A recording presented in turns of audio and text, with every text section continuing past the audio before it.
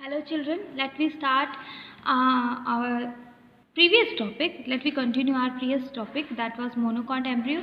ये आपने स्ट्रक्चर बनाया था, यहाँ तक आपने समझ लिया था। इसके बाद ये जो आपकी ये वाली सेल है, बेसल सेल जो है, ठीक है, ये बेसल सेल जो है ये आपकी धीरे धीरे डिसअपियर कर जाती है, यूज़अप हो जाती है और ये पोर्शन भी कम्प्लीटली डेवलप करके इस स्ट्रक्चर में कन्वर्ट हो जाता है, इस स्ट्रक्चर में। ठीक है, तो ये स्ट्रक्चर क्या है, आपका बाहर वाला कॉटिलेडन है। सिंगल कॉटिलेडन होगा तो इसलिए बाहर ऐसे दिखा रहा है, और अगर डबल होता तो इधर भी बन जाता। ठीक है, ये आपका कॉलियोप्टाइल है, ये आपका कोलियोराइजा है। ठीक है, ये ऊपर की तरफ आपके किसको डेवलप करेगा, फ्लू मूल को, ये नीचे की तरफ आपकी रूट को डेवलप करेगा। ठीक है, ये तो बात हो गई आपकी स्ट्रक्चर की। अब ये कैसे सीड में अरेंज होता है इसको हम देखेंगे। तो ये हमने किसका सीड ले लिया, मेज़ का सीड यानी कि मक्के का सीड ले लिया। इसमें हम देखेंगे कि आपका ये स्ट्रक्चर कहाँ पे अटैच है। ये जो नीचे वाइट वाइट पोर्शन होता है, आपने सूखा वाला मक्का देखो, ऊपर येलो येलो, नीचे की तरफ वाइट वाइट होता है, तो वो आपका ये वाला पोर्शन है। ठीक है, ये आपका एम्ब्रियो है, समझ लीजिए। ये ऊपर वाला पोर्शन आपका कॉटिलेडन है, नीचे वाला आपका ये कोलियोराइजा, सॉरी कॉलियोप्टाइल, और ये कोलियोराइजा। ठीक है, ये बाहर आपकी एक मीजोडर्म की सॉरी एंड ये आपकी एपिडर्मिस की एक छोटी सी लेयर बन जाती है, धीरे धीरे यही डेवलप करके ऊपर बढ़ती है। ठीक है, और इसके बाहर जो आपका मेन जो ये स्टार्ची कंपोनेंट है, ये दो लेयर में डिवाइड करता है। कम्प्लीटली ये आपका एंडोस्पर्म है, लेकिन इसको दो कैटेगरी में डिवाइड किया क्योंकि बाहर वाला जो वो प्रोटीनिशियस है, बहुत ज़्यादा प्रोटीन है, उसको एल्यूरोन बोलेंगे, और जो सेंटर वाला है काफ़ी ज़्यादा स्टार्ची है। ठीक है, ये क्या होता है, इसका क्या काम है, जब ये डेवलप करता है आपका एम्ब्रियो सॉइल के अंदर, तो ये अपना फूड मटेरियल प्रोवाइड कराते हैं। क्यों प्रोवाइड कराते हैं, क्योंकि तुरंत फोटोसिंथेसिस कोई भी सीड नहीं प्रोसीड कर सकता, इसलिए उसको कुछ रिजर्व मटेरियल की ज़रूरत पड़ती है। ठीक है, तो ये बात हो गई आपके दोनों सीड्स की, यानी कि मोनोकॉट सीड की और डाइकॉट सीड की। प्लीज़ मेक श्योर जो नोट्स हैं वो आप अपने वीडियोस से देख के बनाते रहें, और अगर आपके पास नोट्स नहीं रहेंगे तो आपको रिवाइज करने में बहुत ज़्यादा प्रॉब्लम होगी। और कुछ तो बच्चे ऐसे हैं जो एक दिन क्लास अटेंड करते हैं, फिर अगले दिन रेस्ट करते हैं, फिर अगले दिन अटेंड करते हैं, करना हुआ नहीं तो वो भी नहीं करते, कि कुछ तो ओपन करके बस बंद कर देते कि हमारी अटेंडेंस लग जाए, बस बात खत्म। लेकिन इसका आपको खामियाजा एग्ज़ाम्स में ज़रूर पूरा करना पड़ेगा।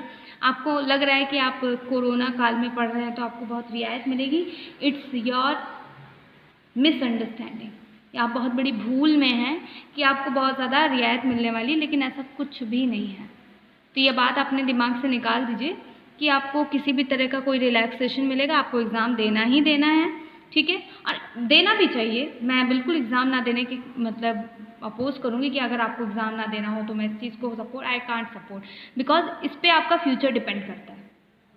ठीक है, तो पढ़ाई तो कभी वेस्ट होती नहीं, और आपको तो अभी तो खुश होना चाहिए कि घर पे आपको इतना ज़्यादा टाइम मिल रहा है, क्लासेस भी आपको घर पे मिल रही, खाओ पियो आराम से, क्लासेस अटेंड करो, पढ़ो, क्वेश्चन पूछो, लेकिन आपको तो कभी कोई डाउट होता ही नहीं है। कभी भी किसी बच्चे ने कोई इनबॉक्स में क्या मतलब कॉल करके कभी कोई प्रॉब्लम ही नहीं, मतलब तुम लोग सबसे ज़्यादा ज्ञाता हो, वो तो टेस्ट में पता चलेगा। और मेक श्योर टेस्ट जितना ऑनेस्ट दोगे उतना बोर्ड के लिए आपके अच्छा होगा। नकल करना मतलब अपने भविष्य को स्पॉइल करना। ओके, अब हम टॉपिक नेक्स्ट कंटिन्यू करते हैं। अब हम फ्रूट और सीड के बारे में पढ़ेंगे। ज़्यादा पढ़ने की ज़रूरत इसमें नहीं है, बिकॉज आपने 11th क्लास में सीड फ्रूट के बारे में मॉर्फोलॉजी वाले में पढ़ा था, तो ज़्यादा नहीं इसमें एक्सप्लेन करेंगे, लेकिन हाँ कुछ एंडोस्पर्म से जुड़ी हुई चीज़ें हम यहाँ पे डिस्कस कर लेंगे। तो सीड आपका ओव्यूल से बनके तैयार होता है। सीड में क्या क्या होता है, एक आपका कॉटिलेडन होता है, दूसरा आपका एंडोस्पर्म होता है, सॉरी एंडोस्पर्म तो जिसमें रिमेन है उसमें एम्ब्रियो होता है, और सीड कोट होता है। सीड कोट किससे बनता है आपको पता है, किससे बनता है, इंटेग्यूमेंट से। इसके अलावा एम्ब्रियो से बनता है, ये भी आपको मालूम है, किससे, जाइगोट से। और कॉटिलेडन किससे बनते हैं, किससे बनते हैं, ये आपको सोचना है और लिख के देना है मुझे इनबॉक्स में। ठीक है, ये आपका आज का क्वेश्चन है। चलिए बात करते हैं डाइकॉट और मोनोकॉट सीड की। ये कॉटिलेडन के आधार पे हमने सीड्स को दो कैटेगरी में क्लासीफाई कर दिया है, जिनमें दो कॉटिलेडन्स वो डाइकॉट, जिनमें वन कॉटिलेडन वो मोनोकॉट। इसके अलावा सीड मोनोकॉट और डाइकॉट कैसी होती है, क्या होता है, डिफरेंसेस आपने 11th क्लास में एनाटॉमी वाले में पढ़ा था। ठीक है, डाइकॉट रूट, डाइकॉट सीड, ये सब चीज़ें। ठीक, अब हम बात करेंगे किसकी, डाइकॉट सीड की क्लासिफिकेशन की दो तरह की होती है, एक होती है एंडोस्पर्मिक सीड, एक होती है नॉन एंडोस्पर्मिक, यानी कि एल्बुमिनस और नॉन एल्बुमिनस। इसको एक्स एंडोस्पर्मिक भी बोलते हैं। एक्स मतलब पहले था, अब एंडोस्पर्म नहीं है इसमें। ठीक है, तो ये तो दोनों की डिफिनेशन भी हो गई। एग्जाम्पल कैस्टर, कैस्टर आप जानते हैं चीड़ का तेल होता है, सड़क के किनारे बहुत ज़्यादा इधर लगा रहता है, ये मतलब जंगली प्लांट है, लेकिन इसका तेल जो है बहुत इंपॉर्टेंट होता है। चोट वगैरह पे लगाने से बहुत ज़्यादा इसका असर भी मिलता है। बाल वगैरह झड़ रहे हो तो कैस्टर का ऑयल आप यूज़ करिए तो आपको इसका फ़ायदा मिलेगा। बहुत महंगा नहीं है, सस्ता है, आप खरीदना चाहे तो खरीद भी सकते हैं।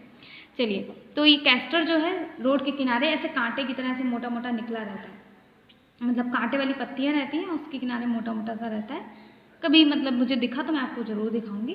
इसके अलावा नॉन एल्बुमिनस में जितनी भी आपकी दालें वगैरह हैं, यानी कि मटर, ग्राम, चना, ये सब चीज़ें, ये आपकी नॉन एंडोस्पर्मिक में आएंगी, या फिर कहोगे नॉन एल्बुमिनस या फिर एक्स एंडोस्पर्मिक। मैंने लिखा नहीं, आप लिखना चाहे तो लिख सकते हैं। अब मोनोकॉट में भी यही चीज़ कंटिन्यू होती है, एंडोस्पर्मिक और नॉन एंडोस्पर्मिक। इसमें आपको मैं अभी होमवर्क दे रही हूँ, एंडोस्पर्मिक और नॉन एंडोस्पर्मिक का दोनों का एग्जाम्पल आप लिखेंगे, ठीक है? क्लियर है? एंडोस्पर्मिक और नॉन एंडोस्पर्मिक। एक एंडोस्पर्मिक का तो मैंने एग्जाम्पल अभी आपको बता दिया था प्रीवियस में पढ़ाते समय, तो आपको इशारा काफ़ी समझने के लिए। तो इसके साथ एंडोस्पर्मिक तो हो गया, नॉन एंडोस्पर्मिक का एग्जाम्पल आप खुद ढूंढेंगे और खुद लिखेंगे। Okay, that's all for today. Next day, कल लास्ट क्लास